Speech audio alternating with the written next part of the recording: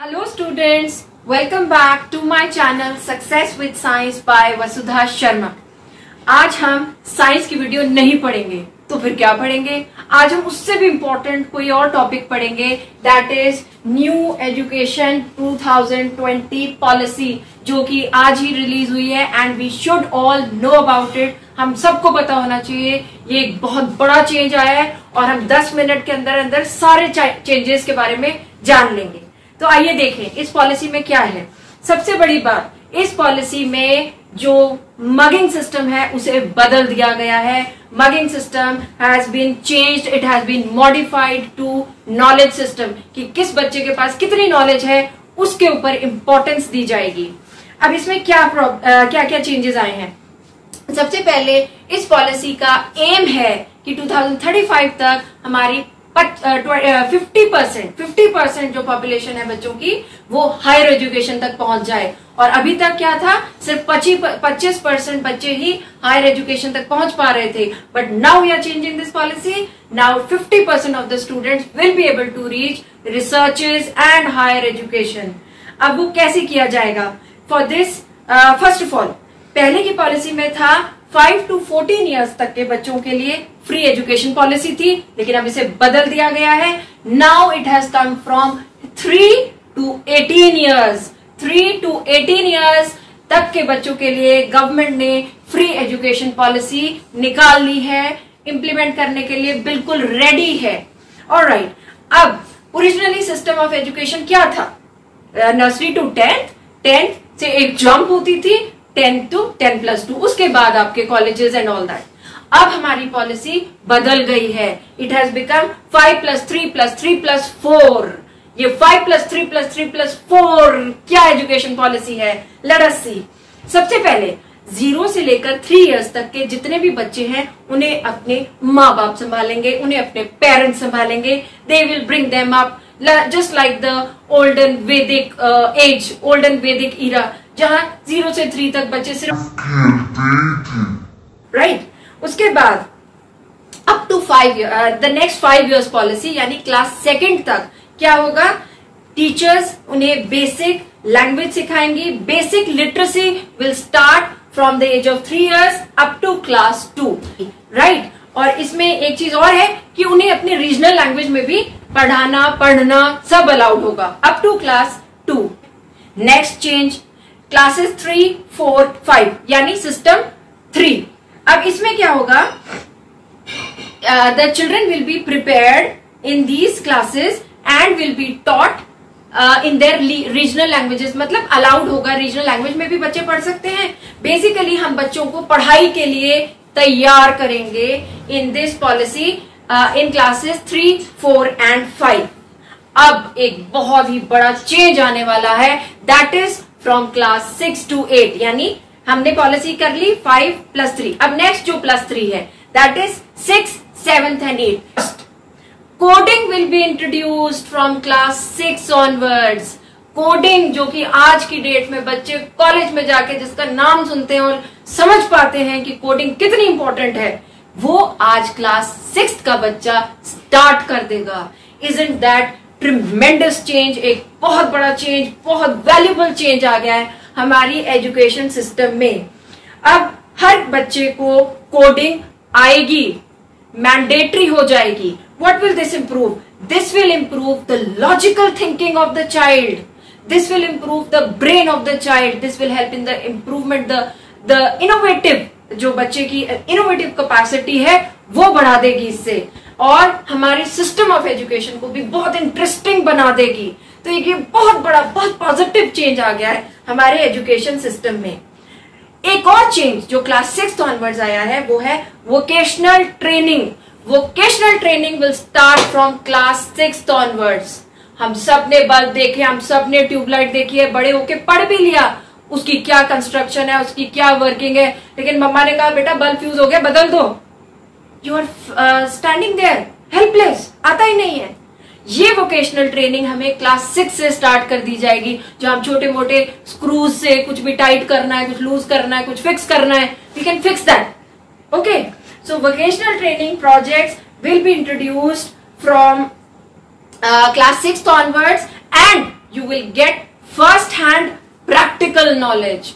First hand practical knowledge is as important as your academics. It is as important as your academics. In fact, academics without this first hand practical knowledge is not at all useful, not at all fruitful. Let me tell you that. Okay, now next thing is classes 9 to 12. अब इसमें क्या change आया? जो class 9 to 12 के बच्चे हैं उनकी खुशी का कारण अब सुनेंगे हम, वो क्यों खुश होने चाहिए। सबसे पहले का जो सिस्टम था वो था 10th के बाद एक शॉक लगता था, इलेक्ट्रिकल शॉक। उस शॉक में हमें क्या लगता था, 10th के बाद जो 11th की स्टडीज थी वो इतनी बढ़ जाती थी कि कितने ही बच्चे डिप्रेशन में ही चले जाते थे। वो डिप्रेशन खत्म। क्यों? क्योंकि अब क्लास 9th से कोई रिजिड सेपरेशन सब्जेक्ट्स नहीं होंगी। मतलब ये कि 6 to 8 में आपको हर सब्जेक्ट का टेस्ट दिला दिया जाएगा। You will be given all subjects in class 6 to 8। अब आपको पता है ये आपके टेस्ट क्या सब्जेक्ट है, ये आपको नहीं पढ़ना है। अब आपकी सिलेक्शन पहले आप करते थे 11th में, commerce stream, medical stream, non medical stream. ये सिलेक्शन अब आप 9th ऑनवर्ड्स कर लेंगे। You will be selecting the subjects of your choice from class 9th। यानी अब जो 11th में एग्जाम होती थी वो नहीं होगी। वो जो एक प्रेशर आता था, एक डिप्रेशन आता था, वो अब 11th में नहीं आएगा, क्योंकि आप 9th से 11th का कोर्स स्टार्ट कर दोगे। ओके, नाउ उसके बाद एक और खुशी की बात यहाँ पे ये आई है कि सब्जेक्ट्स अब कोई रिजिड सेपरेशन नहीं है। आप कोई भी सब्जेक्ट चूज कर सकते हो, कोई डिस्क्रिमिनेशन नहीं है। आप साइंस के साथ म्यूजिक भी सिलेक्ट कर लो, आप साइंस के साथ डांस सिलेक्ट कर लो, राइट। आप यानी आर्ट, साइंस, कॉमर्स या को करिकुलर एक्टिविटीज से भी कोई सब्जेक्ट ले सकते हो, जिन्हें पहले एक जमाने में एक्स्ट्रा एक्टिविटीज कहा जाता था। आपके टैलेंट को तो एक्स्ट्रा ही कह दिया जाता था, लेकिन अब वो जो टैलेंट है, अगर आप उसको एज मेन सब्जेक्ट पढ़ना चाहते हो, मैथ्स के साथ पढ़ना चाहते हो, फिजिक्स के साथ पढ़ना चाहते हो, आप वो पढ़ सकोगे।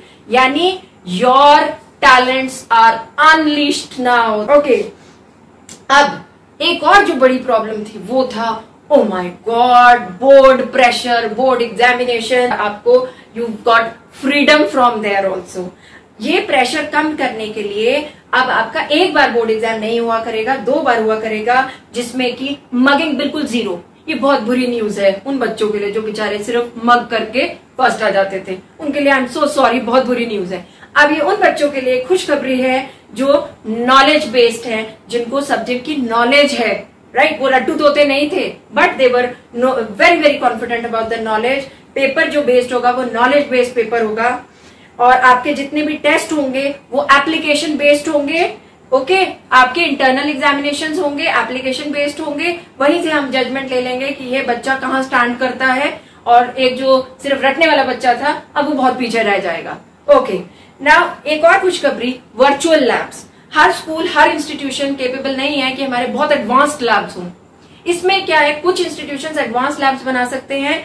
ये बच्चे जिनके पास एडवांस लैब्स नहीं है, ये वर्चुअल लैब्स के थ्रू ट्रेनिंग पा सकते हैं। That's again a very good news. उसके बाद नेक्स्ट इज कॉलेज।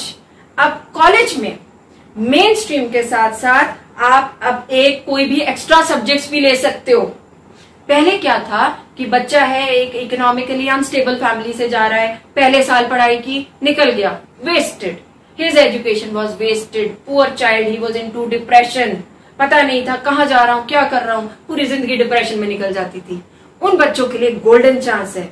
अगर कोई भी स्टूडेंट फर्स्ट ईयर के बाद कॉलेज छोड़ देता है तो उसे क्रेडिट ट्रांसफर पॉलिसी में डाल दिया जाएगा, right.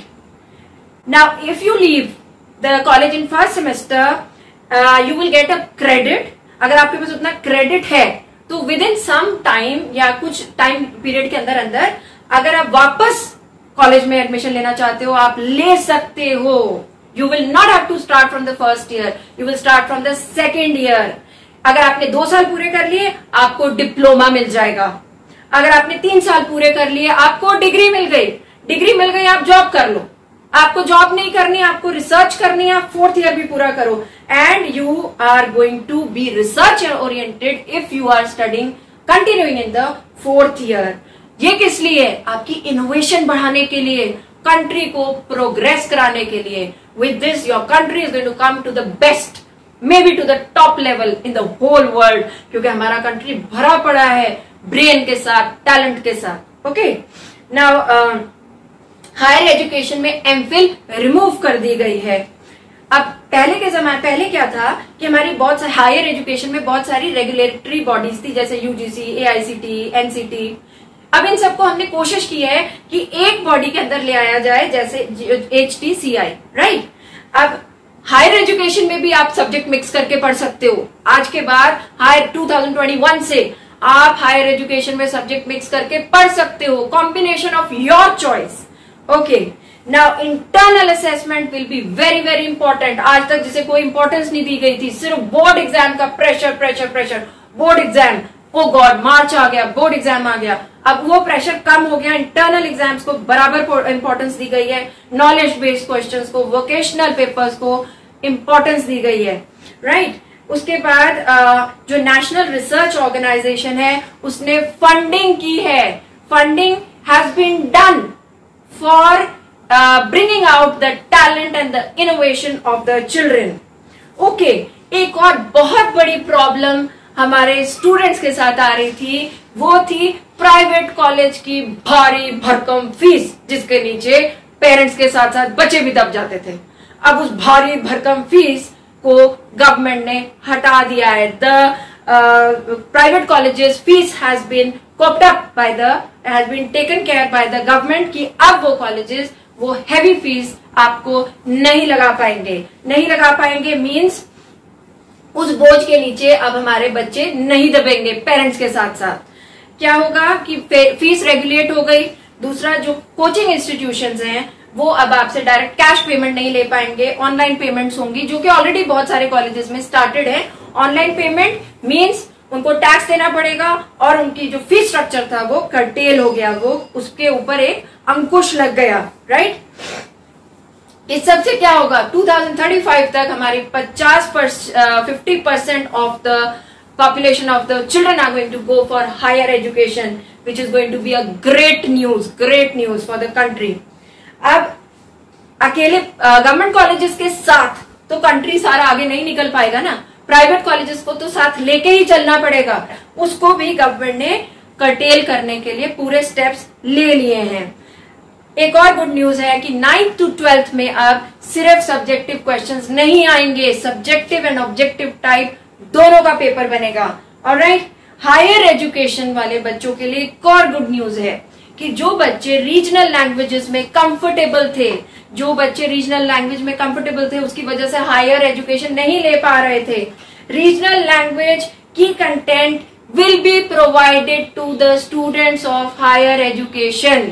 Okay, now colleges will also have virtual labs, यानी जिन कॉलेजेस के पास इतना फंड नहीं था कि वो अपने अच्छे लैब बना सकें, एडवांस्ड लैब्स बना सकें, वो उन कॉलेजेस के साथ वर्चुअल लैब्स के साथ कोप अप कर पाएंगे, उनके साथ कोऑर्डिनेट कर पाएंगे थ्रू वर्चुअल लैब्स.